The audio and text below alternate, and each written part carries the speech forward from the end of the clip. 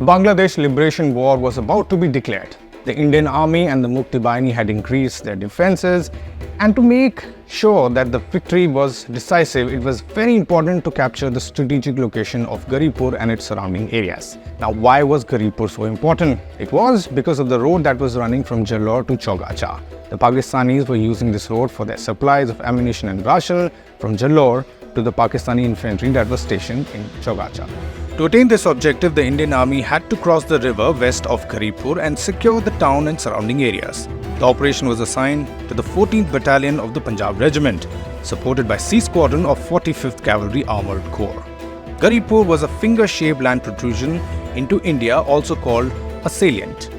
A salient in battle maps is a finger-shaped land area which is surrounded by enemy territory.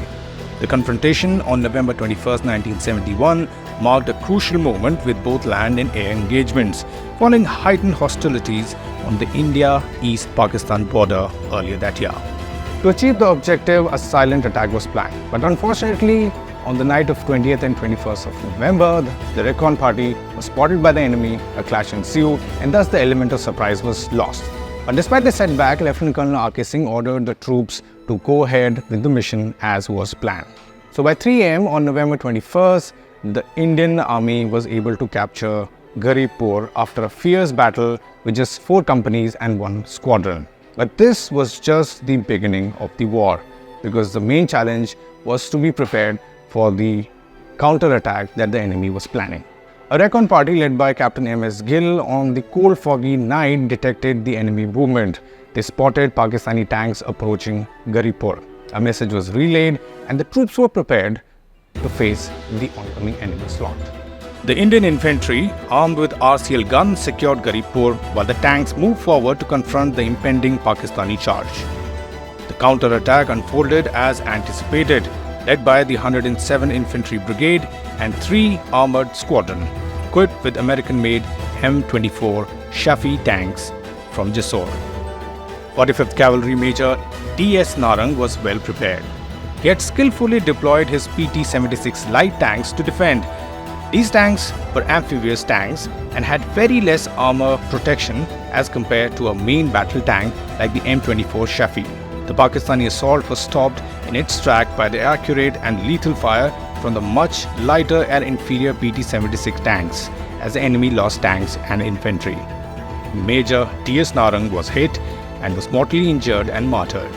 He was later awarded the Mahavir Chakra for sterling leadership and gallantry. 3 more assaults came as the Pakistani infantry brigade stepped up the tempo and the ferocity of the attack, but the 14th Punjab Regiment and the Indian tanks stood firm and fought like tigers, even when the enemy had almost reached 25 yards from the front line. Pakistani losses were 60-70 killed, 100 wounded, and 11 tanks destroyed. The Indian losses were 7 killed, including Major D.S. Narang, 22 wounded, and 3 tanks destroyed.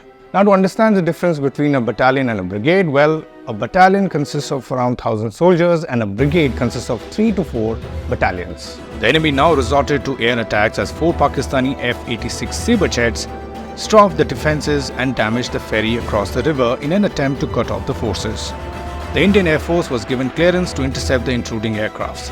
The Pakistani aircraft attacked Garibpur for the 3rd time that day with 4 Sabres. The Indian Air Force engaged them with 2 GNAD and 2 MiG aircraft. 3 Pakistani Sabres were completely destroyed and 1 was hit, but somehow managed to get back to base. Garibpur was held back in a bold and decisive move by the ground troops, where a battalion beat back a whole brigade. The recently launched film Pipa is based on the Battle of Garibpur. And the word Pipa is actually a Punjabi word that means a canister. This word was used for the PT-76 tanks that were lighter and could operate well in water as well as land.